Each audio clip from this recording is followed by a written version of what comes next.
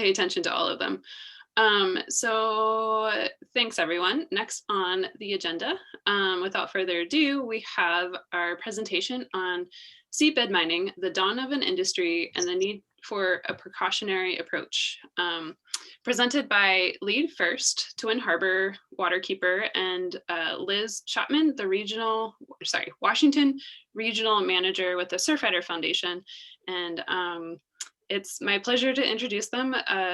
Lee first. For those of you who might recognize her name, she used to live here in Bellingham and did a lot of great work for clean water.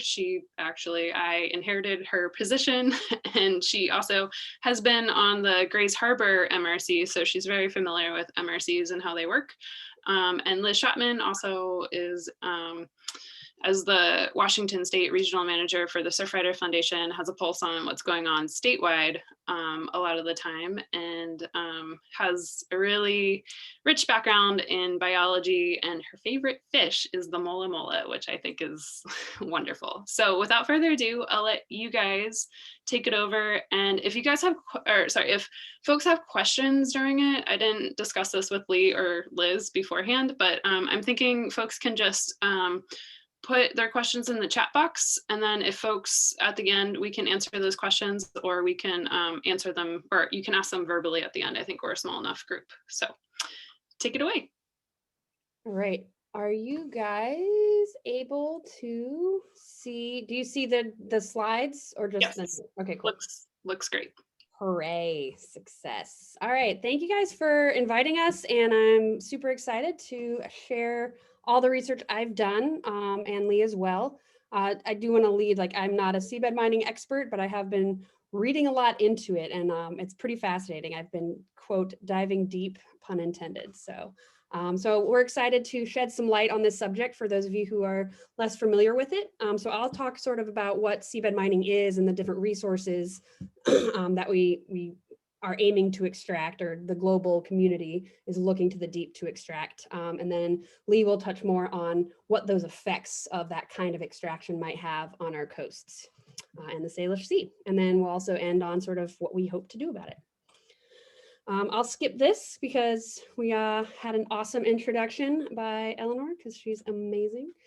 So I'd like to kick off this lecture, or this presentation, with a quote by Sylvia Earle, who is a renowned oceanographer and just all around badass explorer and woman scientist. And she has this quote that says, "What are we sacrificing by looking at the deep sea with dollar signs on the few tangible materials that we know are there? We haven't begun to truly explore the ocean before we have started aiming to exploit it." And I like this quote because it really emphasizes the need for us to take a precautionary approach when it comes to this new extractive industry. Because as we all know, working in conservation, history is fraught with hard lessons learned about destroying and impacting that which we do not fully know or understand. And the deep sea definitely qualifies as that which we do not fully know or understand. We've explored, I think, 0.01% of it. So we barely even know what's down there, let alone how all the ecosystems function or what they do for us on a global scale. Like, we're just now starting to understand those systems. So that's why we're trying to really emphasize the need for that precautionary approach before we just start sucking things out of the deep. So the shortest definition I could find is just extracting minerals and metals from the sea floor, obviously with more than just a glorified vacuum, but in some cases that's essentially what we would be using. But there are different types of seafloor extraction, and I do want to just differentiate between SGS, which is sand, gravel, and shell mining, which has been around for decades. It has its own set of issues that we're not going to be talking about in this presentation. So SGS is for things like beach renourishment and spoil, island fill, and things like that. I'm going to be speaking more to seabed mining, mostly about deep sea resources. So the deep sea is anything 200 meters or 650 feet deep or deeper. Although Lee will talk a little bit about more coastal resources, like black sands or mineral-rich sands that kind of will also lump into that category of seabed mining. So if you start doing any research on this stuff, you'll end up reading a lot about the big three. So when you're looking at mineral deposits in the deep sea or in the ocean, There's three major sources, and they kind of have different combinations of materials involved, and they're located in different forms and in different locations in the sea. And so I'm going to touch on each of these in a little bit more depth, but the manganese nodules are little potato-sized chunks that are just laying around on what's called the abyssal plain, which are deep, just infinite sandy, silty expanses, just empty plains. And so that's where those are located. You also have what are called cobalt-rich crusts, which are lining the top of seamounts or underwater mountains.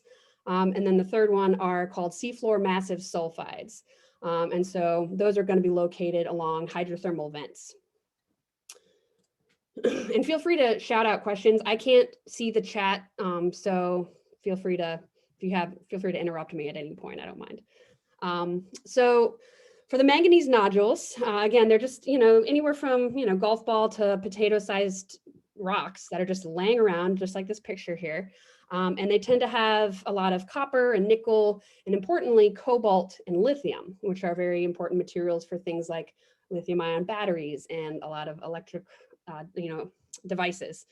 And to collect these nodules, you basically just kind of pluck them up off the sea floor, which on the scale of, on the spectrum of extractive industries, doesn't sound like that big of a deal. You're not blowing anything up, you're just vacuuming up these rocks. But you have to think about it in terms of what that ecosystem has evolved with. So these are basically, the nodules are the only hard substrate within potentially thousands of miles. And so you have these deep sea communities, and a lot of those species require something hard to attach to. So in this bottom left picture, you can see like this is like a sponge or a coral that it needs to attach to something hard. And those nodules are often the only thing available. And then you see these diverse communities that can kind of grow off of these nodules. And so if you remove those nodules, there's nothing left for them to attach to. And so you lose that biodiversity and all the communities that are associated with them. And once they're gone, they're not coming back. These nodules grow incredibly slowly. It takes millions of years for them to become like a few centimeters in diameter. And so on our time scale, it's a non-renewable resource. They're permanently gone.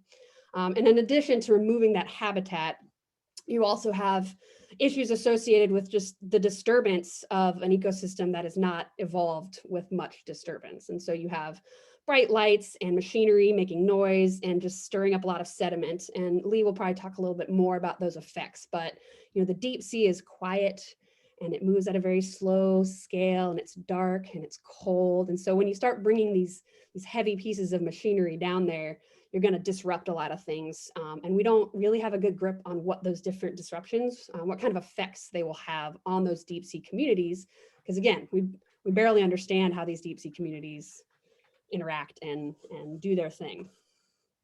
All right, where's my mouse? There we go. The second type are the cobalt-rich crusts, again, located on seamounts, underwater mountains. If you're like snorkeling above one, meaning you can hold your breath because they're usually hundreds of feet down or more, you would just see like rocks. But if you were to cut that in half and get a cross section, you see these thick metal, sometimes they're a few millimeters, sometimes they're 10, 12 centimeters thick of this metal-rich crust. And they contain things, again, like manganese, cobalt, and other rare earth minerals.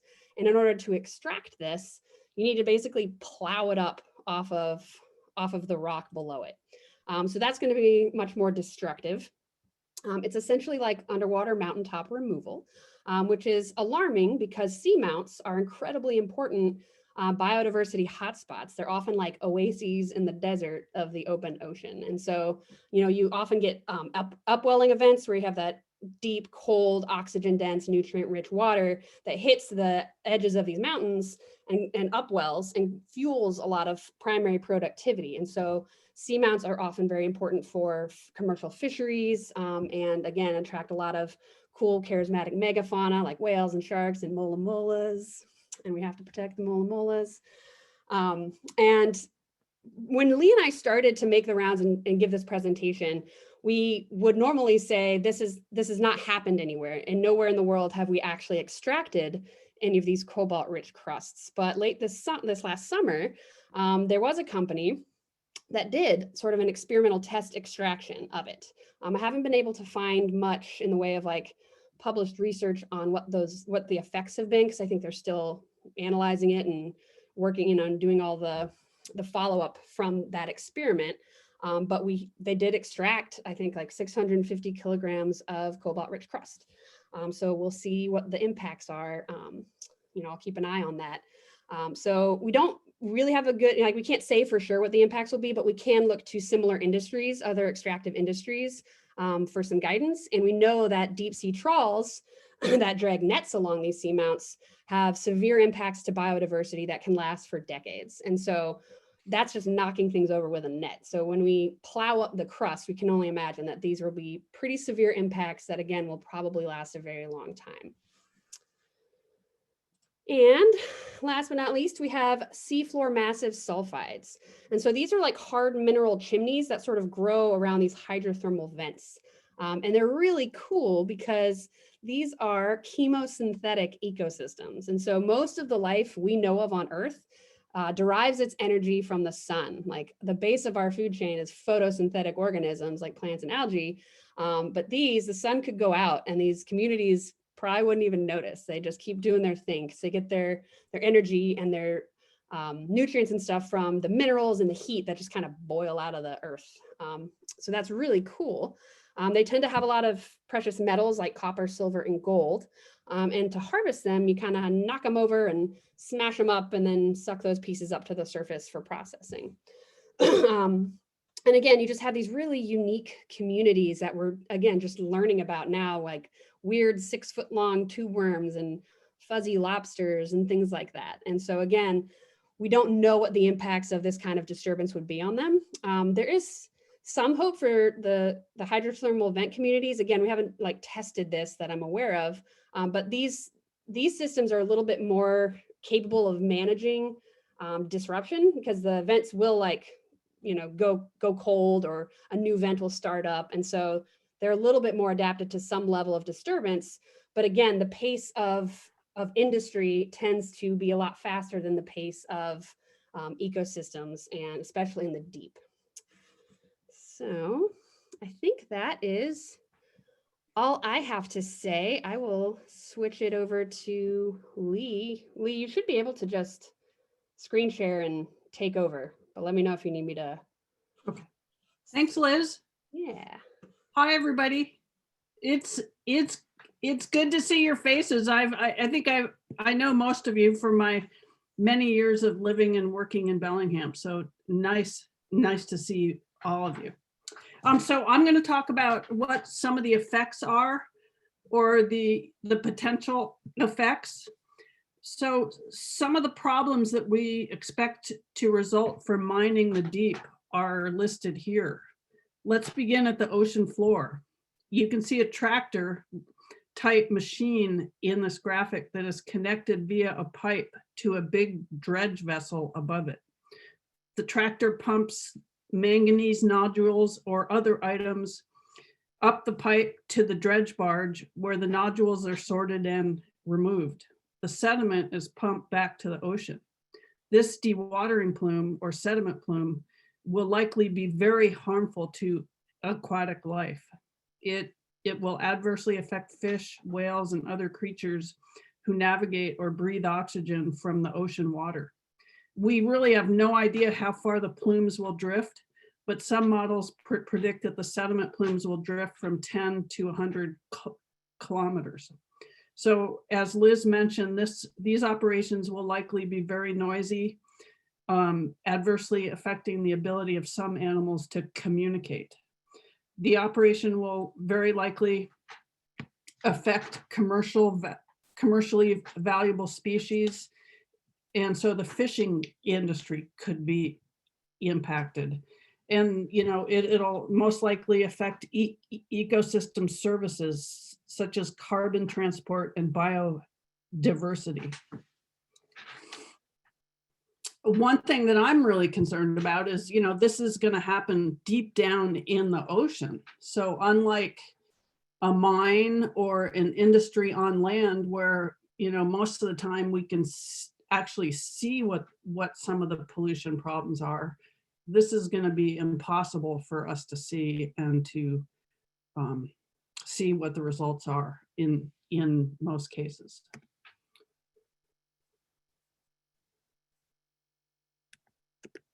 Oops, I'm stuck here. Okay. So these are some slides showing an experiment that was conducted in 1989 called the Driscoll experiment. Scientists use a tractor type device to simulate mining disturbances in this manganese nodule field, which was located about 3,000 kilometers off the coast of Peru. The slides here show how the area recovered over time. The photo in the upper right corner was taken 26 years after the disturbance, and the tracks are still there. That photo down at the bottom right, shows the manganese nodules before the experiment started. Previous studies of this plowed area indicated that microbial abundance and density had undergone lasting changes. This study is important because it's one of the few studies that show the damage from mining. And I find this especially concerning because on land, we finally figured out how to do restoration sites on wetlands and rivers and such, but we really know nothing about how to restore the deep sea. So why mine the deep and why do it now? The primary driver of demand for these minerals is green technology, including electric car batteries, cell phones, and wind turbines. Mining for these minerals on Earth is becoming increasingly difficult, both because of the increased population of people and because of an expanding middle class that is driving urbanization and the need for renewable low carbon infrastructure. Plus, the amount of easily mined minerals on Earth is declining. So deep seabed minerals are increasingly likely to make an important contribution to sustainable development, especially for small island developing states that lack opportunities for economic development. The major mining companies around the world that are seriously exploring seabed mining are companies such as Blue Water, Chatham Rock Phosphate, De Beers Marine in South Africa, the Deem Group in Belgium, and Japan Oil, Gas, and Metals National Corporation. And in a lot of cases, these are combined efforts between the government of, say, Japan and an industry that is manufacturing the gigantic tractors and other equipment that's needed for deep sea mining. Why now? So many of these minerals, such as erbium, europium, and yttrium, are essential to our digital economy, and the transition towards an electricity-based transportation and information infrastructure is increasing the demands for these precious and rare earth minerals. There is increasing interest in phosphorus nodule mining and phosphorite from nearshore areas because phosphor-based artificial fertilizers are becoming more important to drive the world's food production. So I'm going to talk just a bit about a linear versus a circular economy. So in a linear economy, raw materials are cut, mined, and extracted, and then processed into a product that we use and usually toss out or it wears out. In forestry, for example, trees are cut, extracted, and processed into a product that most of the time has a finite lifespan. We call this a cradle to grave system. In a circular economy, raw materials enter a cycle where their value is maintained throughout their life cycle. When you're finished with something, it loops back up the chain to be reused somehow. A good example of this is the German car manufacturer BMW. In Germany, there is a legal requirement to recycle end-of-life vehicles, components, and materials with a quota of 85% for reuse and recycling. There's even a quota for the portion of automobiles that are made out of thermoplastic materials or plastic. So this map, I'm going to be able to point out some of the places where deep sea mining is planned and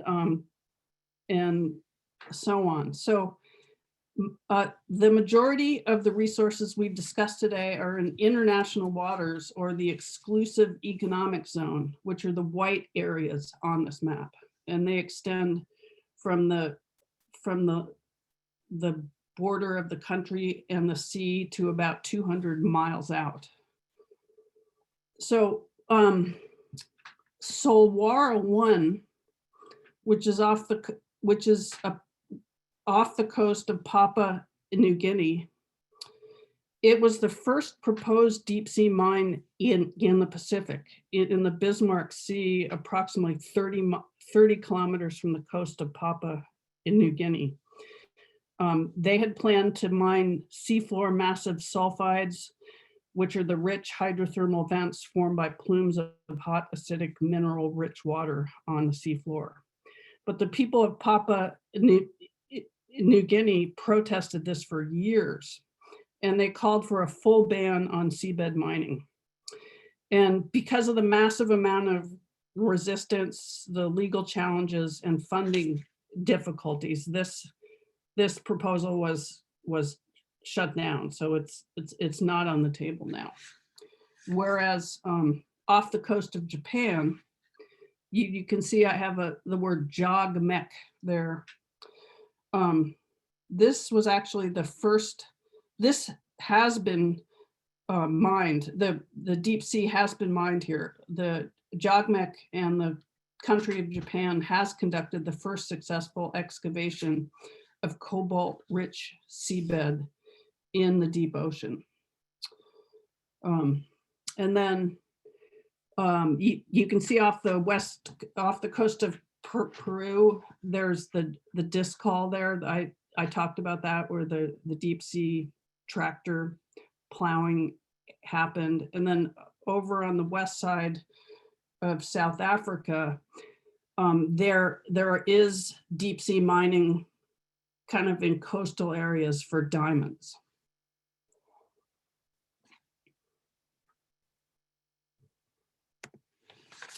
So closer to home, this is my area. This is the Chehalis watershed, the Chehalis River watershed and Grays Harbor.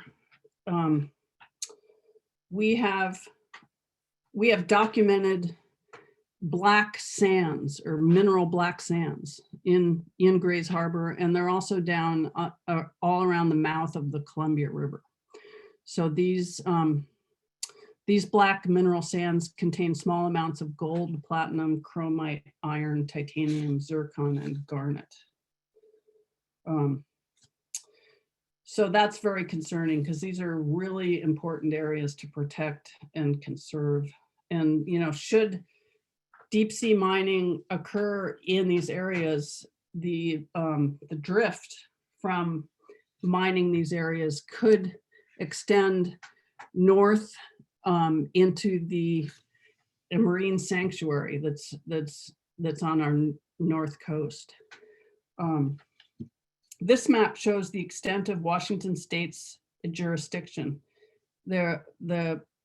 From extreme low tide to 3 miles offshore. The hatched area is the National Olympic Coast Marine Sanctuary. The pink is the Washington State waters.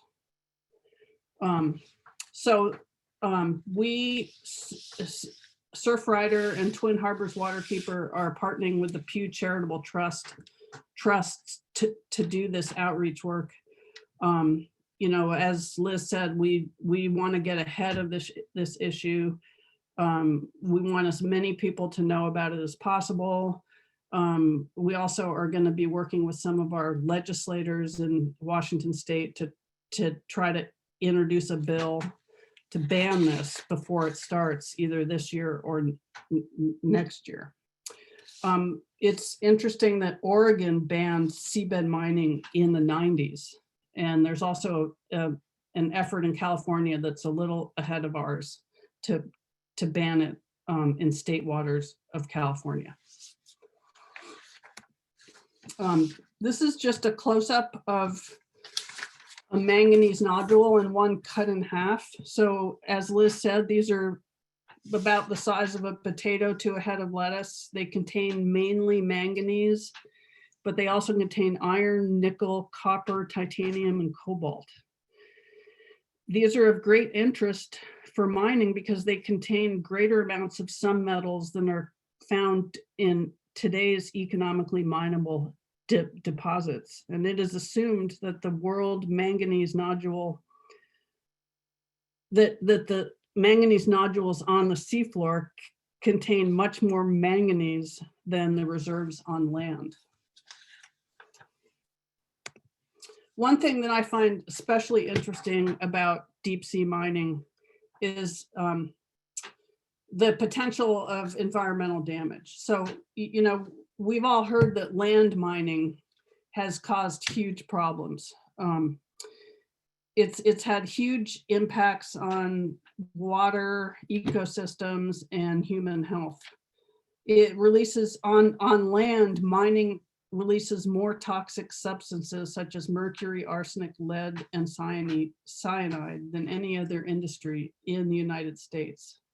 And those are just a few of the side effects of mining on lands in the West. There's also been cyanide spills, habitat destruction, and fish kills. There's been water pollution caused by acid mine drainage, which leaches potentially toxic heavy metals like lead, copper, and zinc from the mining operation. So this slide actually shows a zinc mine in China.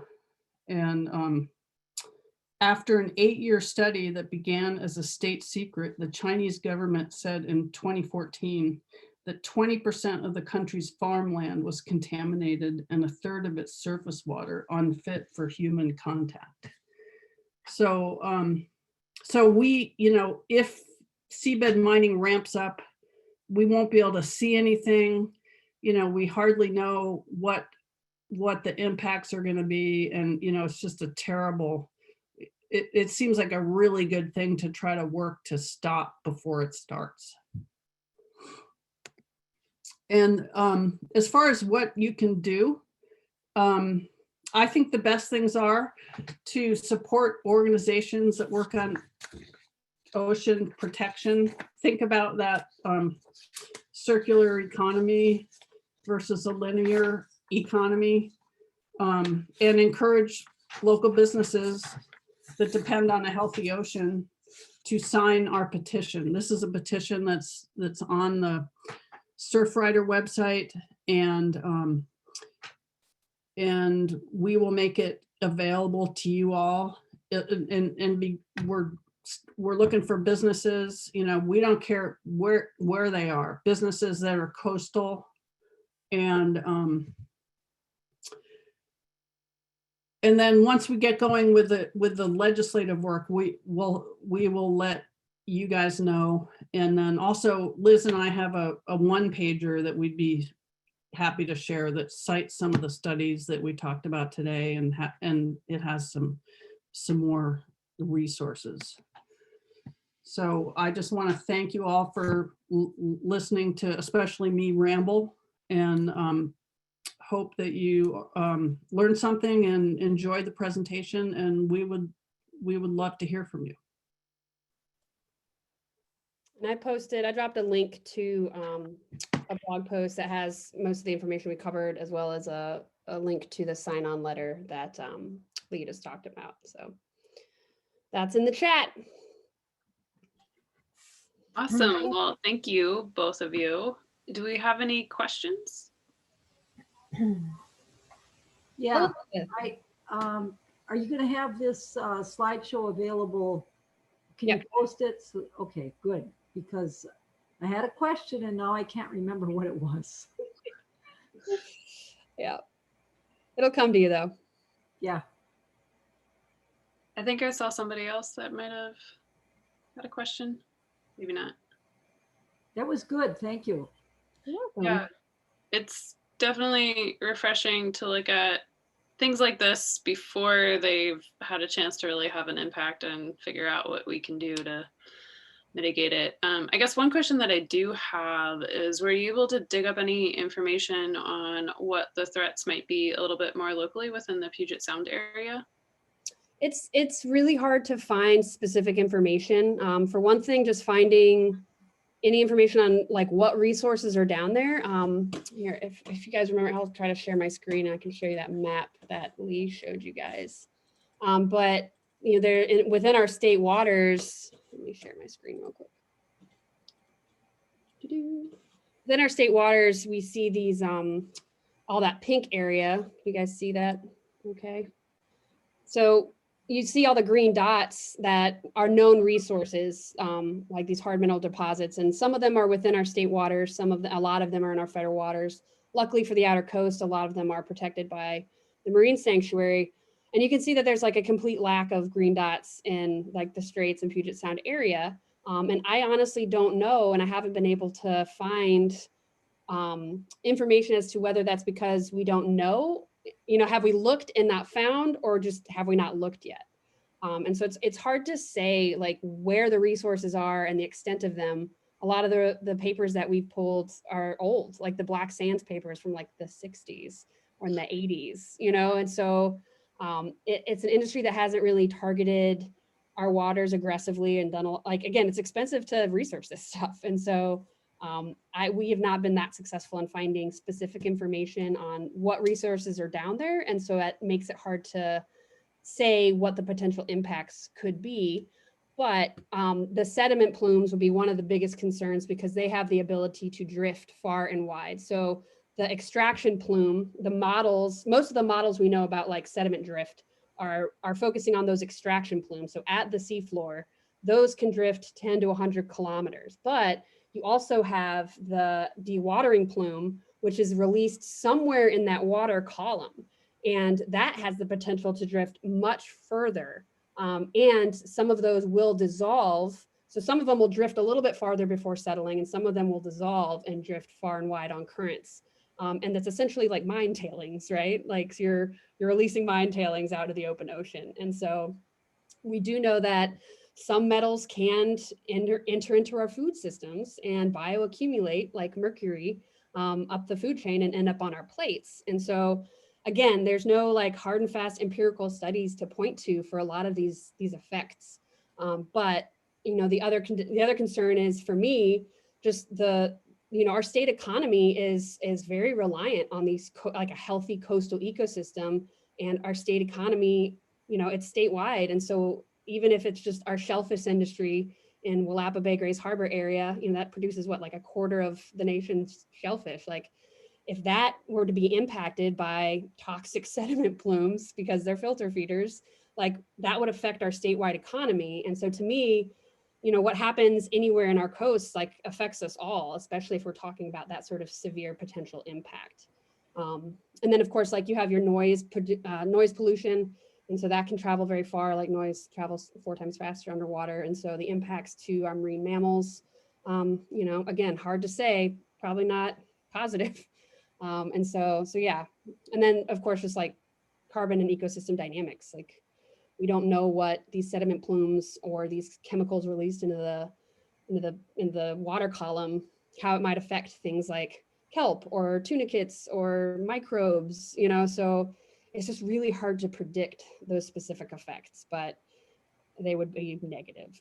It's just the scale of that negative effect is harder to say. I remember the question I wanted to ask was, you said something about there was a pilot program for the cobalt extraction that was started, and you gave a number of how much that they had extracted. Do you know who's doing that and where it is? Yes, so I can show you on this map. You guys see that okay? I'll enlarge it. So that is I didn't have it. Lee's map, she put it on there, but it's the JOG mech. It's off of Japan. So it was in Japan's exclusive economic zone. So it's within 200 miles of Japan's coastline. And so it was a combination of like academic and government and private industry, and it was sort of an experimental extraction. And so they were able to remove, I think, 650 kilograms of that crust. So they've developed the technologies, and now they're in the process of like assessing if they were able to collect the amount of resources they predicted they would able, like once they extract all the important stuff from the things they brought up, to see how much nickel and cobalt they got out of it versus what they thought they would. And one of the recent articles I saw was that the cobalt, they think that, you know, if their predictions are correct, the amount of cobalt they brought out would supply Japan's needs for cobalt for like 88 years. And the nickel would supply Japan's needs for 12 years. And so that is why these companies and governments are looking to the deep, is because just the amount of resources down there, and they often are more concentrated than you would find them on Earth. And so there's a you know, a viable argument that's like, we need to extract these to fuel a decarbonization.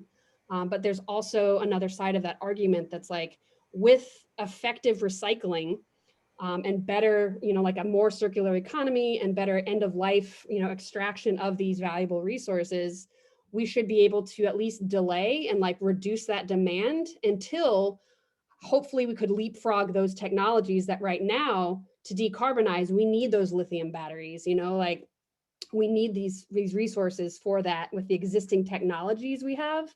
But if we can reduce the demand until we can develop, you know, whatever it is, like hydrogen fuel cells or something that might not require these resources. And so that's what a lot of the global community that's working, you know, with these international waters, because that's where a lot of these resources are located, a lot of them are pushing for like a moratorium or at least a suspension of, you know, permitting these deep sea mining activities, hoping we can just like recycle long enough to not need them anymore, is sort of one of the pathways we could choose to go.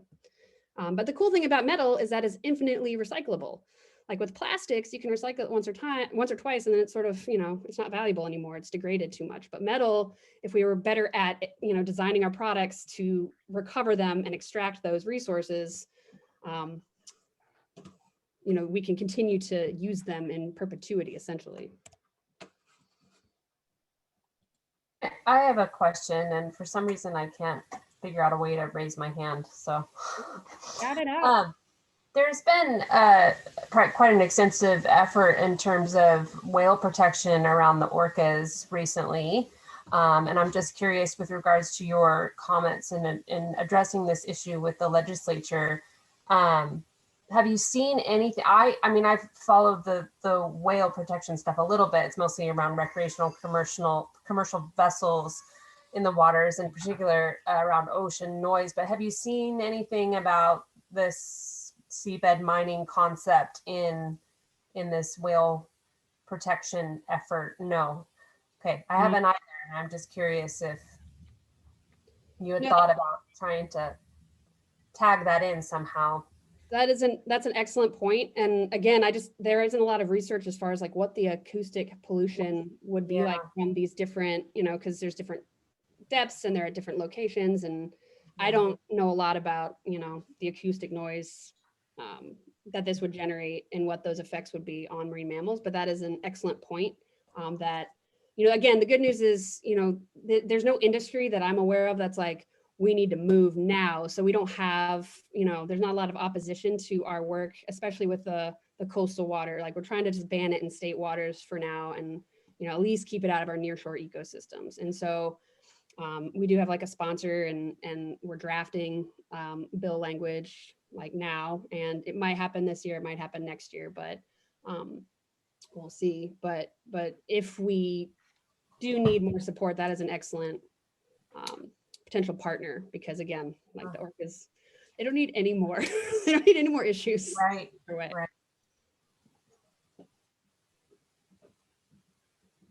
Are there any other questions? I have a question. So what does DNR say about tidelands being used for mining? What's on the books as far as tideland leases? That is an excellent question, and I should have a better answer for you. Lee might know more. As far as I know, DNR, we don't have any specific language that talks about like seafloor extraction. And so as I understand it, they would review if you were to like apply for a lease for extraction of these sands or some other resource, they would review it on a case by case basis. I believe that's sort of how it is right now.